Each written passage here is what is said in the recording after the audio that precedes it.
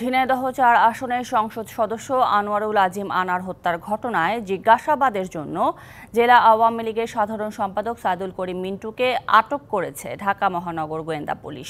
এ বিষয়ে আরও বিস্তারিত জানাতে ঝিনাইদহ থেকে যুক্ত হচ্ছেন আমাদের সহকর্মী শাহরিয়ার রহমান রকি। রকি, জানাবেন ডিবির পক্ষ থেকে কিছু জানানো হয়েছে কিনা, এছাড়াও নেতাকর্মীরা কি বলছেন মিন্টুকে আটকের ব্যাপারে, এলাকার সার্বিক পরিস্থিতি আপনি কেমন দেখছেন এখন?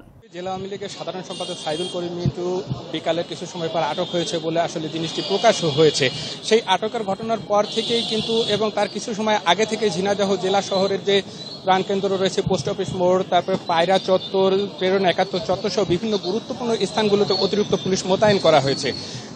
আমরা ঝিনাইদহ জেলা পুলিশ সুপারের সাথে কথা বলেছি, তিনি আমাদেরকে জানিয়েছেন যে যেহেতু মামলাটি ঢাকা তদন্ত করছে পুলিশ, তো সেক্ষেত্রে আমরা শুধুমাত্র যেহেতু সে আটকের ঘটনা ঘটেছে জেলা আওয়ামী লীগের সাধারণ সম্পাদক ঢাকাতে, সেজন্য অপ্রীতিকর পরিস্থিতি যাতে না ঘটে সেজন্য আমাদের জেলা শহরের বিভিন্ন গুরুত্বপূর্ণ স্থানে অতিরিক্ত পুলিশ মোতায়েন করা হয়েছে।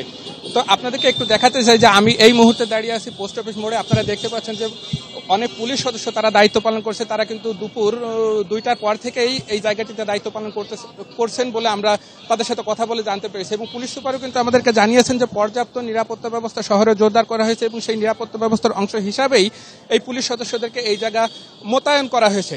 তো আপনাদের আরেকটি বিষয় আমরা জানিয়ে রাখতে চাই যে ঠিক যে সময় সাইদুল করিম মিন্টু আটকের বিষয়টি ছড়িয়ে পড়ে সে সময় জেলা আওয়ামী লীগের প্রতিষ্ঠা বার্ষিকীর কর্মসূচি চলছিল দলীয় কার্যালয়ে। এই খবরটি ছড়িয়ে পড়ার পরেই কিন্তু সেখানে যে নেতাকর্মীরা অবস্থান করছিলেন তারা এবং অন্যান্য স্থান থেকে নেতাকর্মীরা এসে কিন্তু তারা ভিড় করতে থাকে।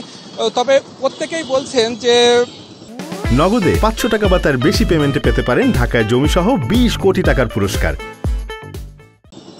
এই মুহূর্তে আসলে তারা কোনো মন্তব্য করতে রাজি হচ্ছেন না, কারণ তারা বলছেন যে যেহেতু মামলাটি ঢাকাতে রয়েছে এবং তাদেরকে সাইদুল করিম মিন্টুকে জিজ্ঞাসাবাদের জন্য আটক দেখানো হয়েছে, সেই মুহূর্তে তাদের পক্ষ থেকে অর্থাৎ ঢাকা থেকে নির্দিষ্ট কোনো তথ্য না আসলে ঝিনাইদহ থেকে এই মুহূর্তে আসলে কোনো মন্তব্য করা যাচ্ছে না। তো সব মিলিয়ে ঝিনাইদহ শহরের নিরাপত্তা ব্যবস্থা জোরদার রয়েছে, তবে পরিস্থিতি এখন অনেকটাই শান্ত রয়েছে। শুধুমাত্র আইন শৃঙ্খলা পরিস্থিতি স্বাভাবিক রাখতেই এই নিরাপত্তা ব্যবস্থা জোরদার।